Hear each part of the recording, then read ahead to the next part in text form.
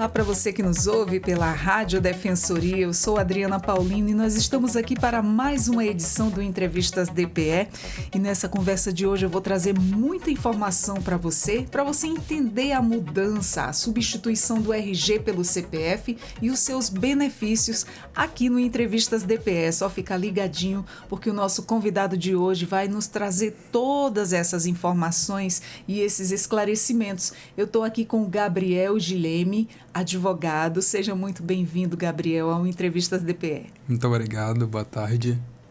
É um prazer te receber aqui. Gabriel, para nosso começo de conversa, eu quero saber de você, né? Essa substituição do RG pelo CPF com um número único de identificação, ele traz quais principais impactos jurídicos para os cidadãos? Na verdade, o que as pessoas precisam entender em relação ao CPF começa pela sigla dele mesmo, né? É um cadastro de pessoa física. Então, é um número que serve para identificar o cidadão.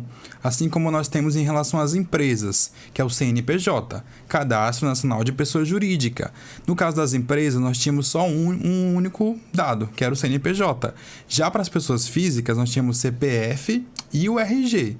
Acontece que o RG, Registro Geral, a pessoa podia tirar um RG em cada estado do Brasil, porque era um documento emitido pelos estados, ou seja, um único cidadão ele podia ter 26 RGs, o que de certa forma dificultava os trabalhos governamentais e facilitava, em muitos casos, a aplicação de golpes ou as situações como essas. Então, para evitar a ocorrência de situações como essas e fraude até mesmo com o documento das pessoas, é que foi criada essa lei, é uma lei federal, que vai dizer para todos os estados que agora o documento que vai ser utilizado é o CPF, que já era, acredito que quando foi criada a ideia é essa, no cadastro de pessoa física. Além dessa mudança, né, que vai ocorrer aí, além de ela trazer mais segurança, é uma forma de inovação, né? Uma modernização aí na documentação, se tornando aí um cadastro único, uma identificação única, é isso? Exatamente, porque às vezes a pessoa tinha que decorar vários números, né? Exato. Decora o CPF, decora o RG. Às vezes, se for uma pessoa de algum órgão de classe, por exemplo, a OAB, o advogado decora o número da OAB, o odontólogo decora o número lá do CRO, ou seja, o CPF ele vem para facilitar até mesmo para o cidadão. Essa questão de você conseguir se identificar com mais facilidade. Você vai precisar decorar, né, apenas um número, que é o número do seu CPF, ele vai ser utilizado para todos os serviços, desde serviços de saúde, serviços junto a prefeituras, governo do estado, poder executivo, legislativo. Então, você vai utilizar o CPF. Isso vai facilitar muito mais, né? Exatamente, porque o cidadão ele vai poder ter um pouco até mais de segurança, né? Não vai ser mais aquele caso em que a pessoa pode ter 26 RGs, porque o RG também era um documento oficial, né? Quando você tirava aquela carteira antiga do RG, inclusive ele vinha antes do CPF. Então, algumas vezes para identificação, até mesmo compra de passagem ou transação entre pessoas físicas, utilizava-se o RG, mas agora com essa inovação em relação ao CPF, vai ser utilizado somente o CPF e o RG ele vai ter ainda um prazo de validade que a gente vai falar. Certo. E como é que essa mudança ela afeta a validade dos RGs já emitidos, né? Eles continuarão aí válidos, precisarão ser substituídos imediatamente? Como é que vai funcionar? Então, o governo federal ele deu um prazo para que os estados, né, da federação pudessem se adequar a essa nova metodologia de emissão, na verdade, de um novo documento, né? Tanto que tem uma campanha para que as pessoas façam a emissão desse novo documento e destacar que ele é gratuito, assim como hoje em dia, se você fosse tirar a primeira via da sua identidade, né, carteira de identidade é gratuita. Segunda via que já tem uma taxa de emissão. Esse novo documento, ele também é gratuito. Então, você pode procurar lá o setor de identificação, fica aqui na Avenida Venezuela, anexo ao ML, e fazer a emissão do seu novo documento. O que acontece é que agora você precisa levar mais dados. Por quê? Porque como vai ser um documento único, que vai estar anexo ao seu CPF também, os dados são maiores também. No caso de homem, tem que levar a reservista e para todos, seja o nascimento, a identidade anterior, todos os documentos que sirvam para identificar uma pessoa. Então, vai ser utilizado somente esse único novo documento. Como é um pouco trabalhoso e os estados têm que emitir de todas as pessoas, ou seja, aqui em Roraima serão cerca de 700 mil novas identidades para que possa ser utilizado somente o CPF. Então, foi concedido um prazo, até porque as pessoas trabalham, têm outras ocupações, não tem tempo às vezes de ir lá no horário de funcionamento. É verdade. Então, foi concedido um prazo até 2032. Então, se a pessoa tem esse documento anterior, o RG anterior, vamos dizer assim, ela pode utilizar esse documento anterior até 2032. E quando atingirmos 2032, que foi o lapso que a lei trouxe, aí esse RG ele vai perder a validade e a validade somente será do CPF. Então, as pessoas têm esse prazo para procurar ali o órgão de identificação para poder fazer a emissão do novo documento e fazer ali a adequação à nova legislação que diz que o CPF é o documento que vai identificar a pessoa. Entendi. E essa unificação do CPF, né, ela pode trazer riscos aí em relação ao uso indevido de dados pessoais? E como é que a legislação protege os cidadãos contra possíveis vazamentos ou fraudes? Então, essa nova legislação que vai trazer em relação à unificação para utilizar o CPF, as pessoas têm que ter muito cuidado, porque o CPF ele vai ser o documento que vai ser utilizado praticamente para tudo. Então, nós temos que tratar o nosso CPF como um cartão de banco, né? Um cartão de crédito. Você não sai dando esse número para todo mundo, principalmente aqueles dígitos que tem atrás. A gente só faz isso numa transação que é muito necessária. Então, em relação ao CPF, que a gente pode dizer que as pessoas devam tratar ele com esse mesmo rigor, né? Com esse mesmo cuidado. Não sair colocando seu CPF em tudo quanto é lugar, às vezes em sites duvidosos. Antes de fazer cadastros, verificar se aquele site é um site reconhecido, verificar se realmente aquela compra, aquela transação é algo que não vai lhe trazer uma dor de cabeça posterior. Porque o que acontece muitas das vezes, as pessoas fazem compras ou cadastram em sites que às vezes são vírus, vai ter acesso a outros dados da pessoa e com isso a pessoa infelizmente vai estar sendo desprotegida.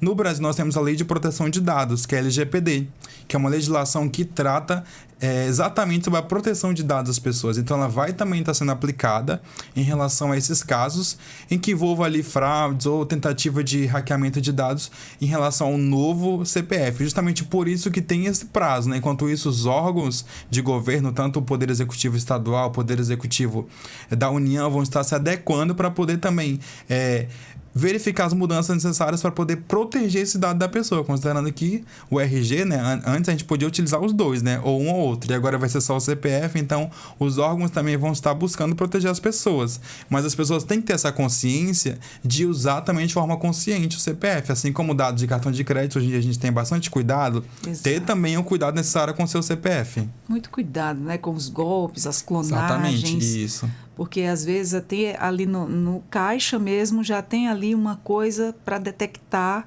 algo do cartão para tirar ali dados e prejudicar a pessoa. Isso, então as pessoas têm que ter esse cuidado, né? Tratar, como vai ser um novo documento, uma nova metodologia, tratar com esse mesmo rigor, porque se a gente fizer o básico, às vezes funciona. Então, se você fizer o básico na sua proteção de dados, vai dar certo. Evitar sites que sejam sites assim duvidosos. A gente sabe às vezes, né? Que a gente acaba clicando. Às vezes você recebe notificações de órgãos. Eu recebi essa semana de um órgão, né? E eu entrei em contato, porque eu achei muito duvidoso, né? Falei, não, é melhor entrar em contato antes de clicar. Falava que eu ia perder um acesso. Eu falei, não, mas eu nem fiz isso. Então, as pessoas têm que ter isso também, esse cuidado de antes. Às vezes, na pressa, né, do dia a dia, a gente acaba nem se atentando ao que realmente pode ser um golpe ou não. Então, tem que ter esse cuidado em relação ao novo CPF também. E quais são aí os benefícios dessa mudança, né? Para evitar as fraudes, falsificações de identidade? Os benefícios exatamente são a ideia do que é feito esse novo CPF, né? De unificar o documento. Você não vai precisar mais do cartão do SUS, porque vai no posto de saúde, por exemplo, o cidadão comum, ele precisa, além do documento de identidade, comprovante de residência, documentos necessários, ele precisa também ali do seu cartão do SUS, que é um número. Então, era mais número que a pessoa, às vezes, precisava decorar. Porque quando você não levava aquele cartãozinho, você tinha que falar o número. Isso. E agora vai ser utilizado o novo CPF somente. Então, os benefícios são esses. Para poder você acessar viagens, até mesmo compras, você participar de concursos públicos, o cadastro vai ser o CPF. Facilita muito. Facilita muito para as pessoas, né? Agora, precisa também destacar a questão do cuidado, né? Da mesma forma que tem muitos benefícios, tem pessoas mal intencionadas que vão buscar se aproveitar dessa situação. Principalmente de pessoas mais idosas, né? Ou de pessoas que não muito acesso às informações. Por isso que a gente precisa destacar isso. Isso mesmo, redobrar o cuidado. Exatamente. E como é que essa mudança ela afeta o uso dos documentos, né, em processos judiciais e administrativos? Os processos judiciais, eles vão também se atentar ao prazo lá de 2032. Então, até 2032, processos judiciais em trâmite o RG e o CPF ele vai estar válido. E depois os juízes, assim como foi em relação a outros sistemas, por exemplo, quando o processo era físico, houve um período ali, como se fosse uma carência, vamos dizer assim, para que ele fosse migrado para o sistema eletrônico, que aqui em Roraima é utilizado o Projude. Então, da mesma forma, será em relação ao CPF. Vai ter um prazo ali para órgãos de justiça, até mesmo defensoria pública no atendimento, sistema de empresa de energia elétrica, empresa de água, para que elas tenham esse prazo para adequar esse cadastro da pessoa, para que também não haja um prejuízo, né? Óbvio que vai ter as campanhas também de conscientização, campanhas de informação, informativas, para que a pessoa saiba também que se ela não fizer naquele período lá, ela vai perder. A gente pensa assim, 2032 é tão longe, né? Mas às vezes chega rápido. Então é indicável que as pessoas já procurem desde já. Inclusive, eu já fui lá no órgão de identificação verificar quais são os documentos. Eles têm lá uma fichinha que eles entregam para você. Basta você ir lá e perguntar, eu quero fazer meu novo documento de identidade. Eles dão para você uma fichinha com muitos documentos, são muitos. Eu olhei assim e falei, meu Deus, mas tudo isso, na verdade, é porque vem tudo num só. E aí você tem um prazo, né? Até para receber o novo documento, né? Como ele é um documento que é mais trabalhoso, vem mais informações, eles pedem 90 dias. Então ali vai estar tudo no novo documento, desde título de eleitor, certificado de reservista, se for homem, mulher, outros documentos, entendeu? Completinho. Tudo completo para que você não precise andar com aquele monte de documento. Que às vezes a gente fazia, por exemplo, um cadastro em um órgão público ou participava de algum tipo de serviço que você precisava apresentar aqueles vários documentos, né? Certificado disso, aquilo outro. Então, agora você vai precisar somente desse único documento.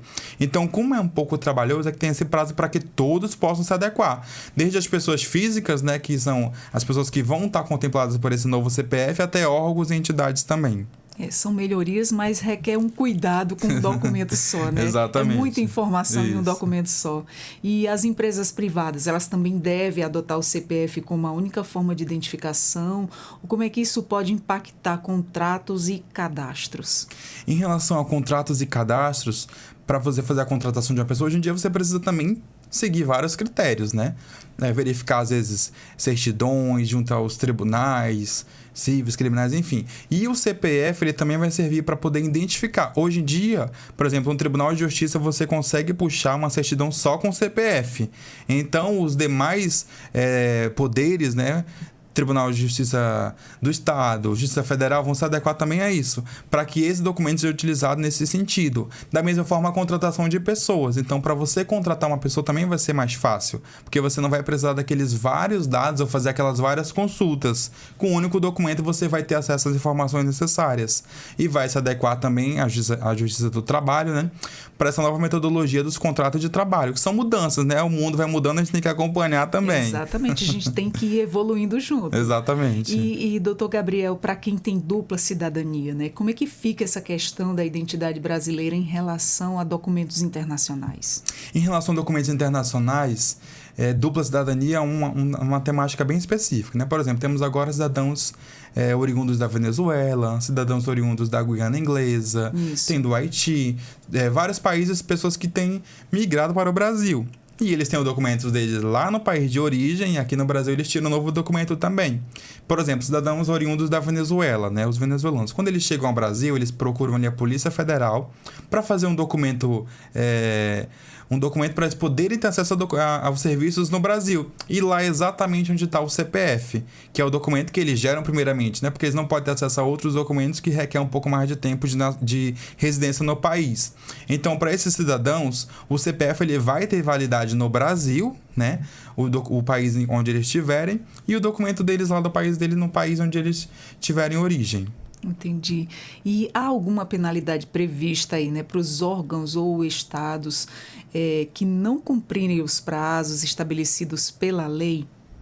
Em relação à questão de penalidades, a lei trouxe só orientações para adequação. Por exemplo, Roraima, a gente está aqui, a gente sabe que é um pouco mais distante do Brasil, né? Sim. Ali a questão até geográfica, os outros estados estão um pouquinho mais longe. Manaus é a capital mais próxima, cerca de 700 quilômetros. Então, Roraima, por essas peculiaridades, ela foi o último estado a se adequar para a emissão do novo RG. E não por culpa do órgão de identificação, mas pela questão dos materiais que são necessários para essa emissão, que acabam chegando aqui com um pouco mais de dificuldade. Isso a gente vê em relação a todos os serviços, né? A logística para que possam chegar aqui.